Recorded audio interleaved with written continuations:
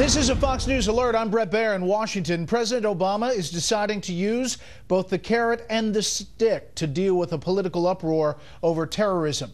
Breaking tonight, plans to retake a key Iraqi city by force from ISIS militants. And the president reiterating his message that Islam and Muslims are not to blame for the acts of a relative few.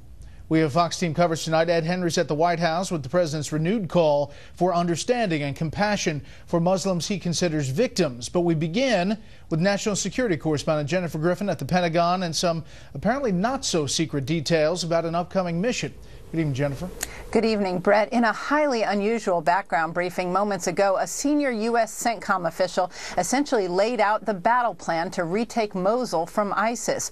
Shaping for the battle has already started, we're told. The U.S. military official said the assault will begin in the April-May timeframe, estimating it would wrap up by Ramadan, the holy month of fasting, which begins this year on June 17th, when fighting typically slows. The Pentagon estimates there are currently 2,000 ISIS fighters controlling Iraq's second largest city, which fell to ISIS on June 10th.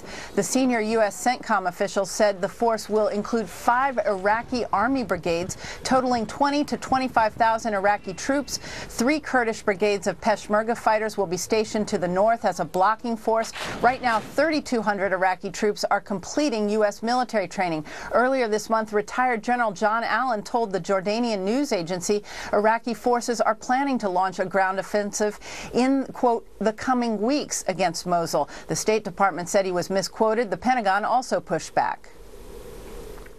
I've been pretty firm about not forecasting military operations here. I'm not going to start today. What I'll tell you is the same thing I've been saying. We're not going to go any faster than the Iraqis are ready to go. What makes all of this so unusual, Brett, is that normally the U.S. military refuses to talk about future operations. In fact, the Pentagon generally appeals to reporters not to reveal war plans to keep the element of surprise. In this case, it's apparent they want ISIS to know that a large force is coming and to set a timeline for the Iraqi military to begin its attack. Brett. Jen, as you know, I covered that building, and this is strange. U.S. military leaders are talking about this pending attack to retake Mosul this spring. You know, I don't know if ISIS watches Special Report, but they're going to get this info. So what's the thinking behind essentially sending a save-the-date card for an upcoming battle? Well, if you read between the lines, Brett, this is CENTCOM's way of prodding an often reluctant Iraqi army that, by the way, the U.S. has already trained and equipped once before. This is a message not only to ISIS, but also to the Iraqi generals to begin making their battle plan to retake Mosul. Brett. Okay, Jen, more on this with the panel. Thank you. Critics who are already hammering the president for not using words like Islamic extremists are not happy tonight with the fallout from the president's latest outreach at a White House summit on violent extremism. Chief White House correspondent Ed Henry joins us with that part of the story tonight. Hello, Ed. Good evening, Brett. For the second straight day, the president sounded a bit like he was in an ivory tower instead of in the middle of a war. President Obama declared today the idea the West is at war with Islam is an ugly lie, and again spent more time explaining why young Muslims embrace terror than detailing how he actually plans to beat ISIS. Where there is no order and no path for advancement, that feeds instability and disorder and makes those communities ripe for extremist recruitment. The Republican chairman of the House Homeland Security Committee, Michael McCall, charged, quote, sadly, this was a summit without substance. We will not defeat these fanatics if we refuse to define them for what they are, violent Islamic extremists. More worrisome for the president, a leading Democrat concurred the summit was a distraction from the real focus. And that focus is on this Islamic extremist threat that is posed not only to the United States and the American people, but around the world. U.S. officials did announce today they signed a deal with Turkey to train and arm Syrian rebels as ground troops against ISIS, though the administration has only identified 1,200 rebels out of the 5,000 that Congress has approved funding for.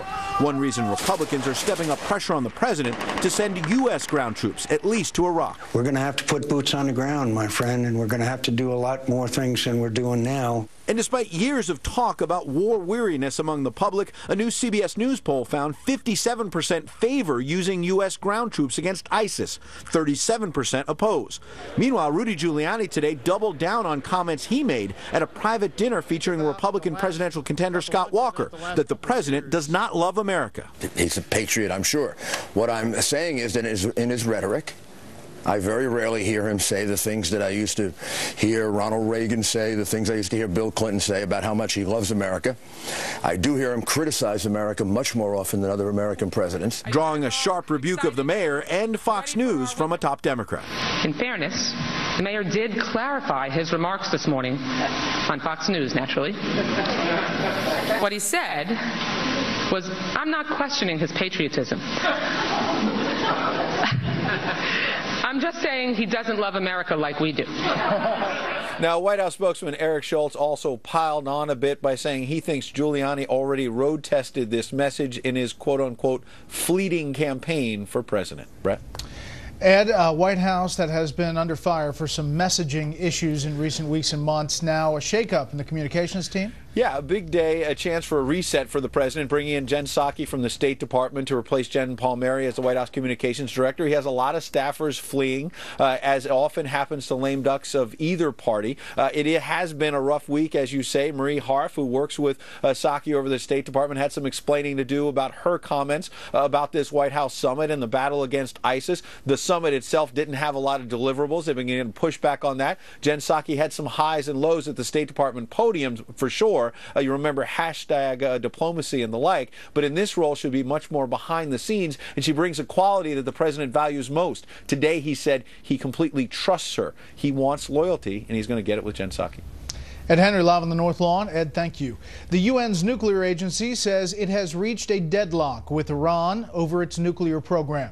The IAEA says Iran is not providing any explanations for Western suspicions that it is secretly trying to develop a nuclear bomb. Iran agreed a year ago to work with the agency as part of its negotiations with the U.S. and allies toward making a deal. Negotiations, by the way, that continue. Rebel fighters are celebrating today in the pivotal eastern Ukrainian town of Debaltseve.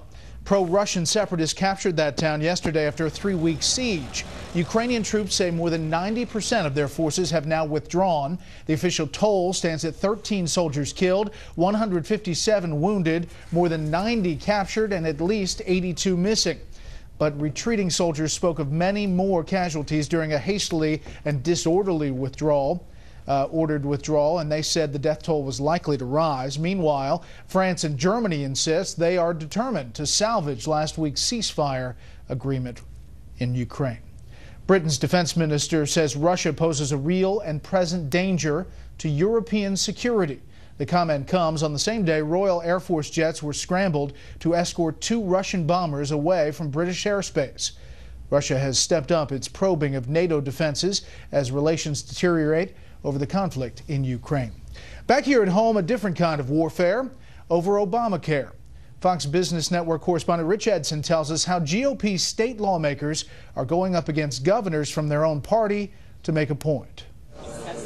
A Republican governor in a conservative state pitched a health care plan to his Republican-controlled state legislature. Insured Tennessee introduces personal responsibility and patient engagement through choice, incentives, and copays. Months later, the Tennessee legislature blocked Governor Bill Haslam's plans. Days after that, Republican legislators in Wyoming followed suit, rejecting Republican Governor Matt Mead's health care proposal. Tennessee, Wyoming, and Utah, states with Republican governors facing strong opposition from Republican state lawmakers in their pursuits to expand Medicaid, government health insurance for poorer Americans. The federal and state governments share the cost of Medicaid. Obamacare once mandated every state increase their Medicaid programs, though in its June 2012 health care ruling, the Supreme Court allowed state governments to opt out of expanding Medicaid. Obamacare promises states federal funding to cover at least 90% of the cost of allowing more of their residents to enroll in Medicaid. 28 states and Washington, D.C. took the deal. Tennessee Republicans did not, citing cost concerns. We agree with the governor on I'm sure 95% of issues, but unless something significant changes and the existing population can have some cost controls, I just don't think that many conservatives have the appetite to increase entitlements right now. Utah, another state with a Republican governor and legislature, is also considering expanding Medicaid, and Tennessee's governor is promising to try again. In a statement, a spokesperson for Governor Haslam says, quote, "Too many Tennesseans are still not getting health coverage they need in the right way, in the right place, at the right time." The spokesperson says the governor will continue discussing the issue with state lawmakers.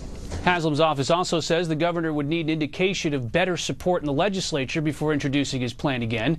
The Congressional Budget Office projects Obamacare's Medicaid expansion will ensure $16 million more by 2020, costing the federal government more than $90 billion in that year alone. Brett. Rich, thank you.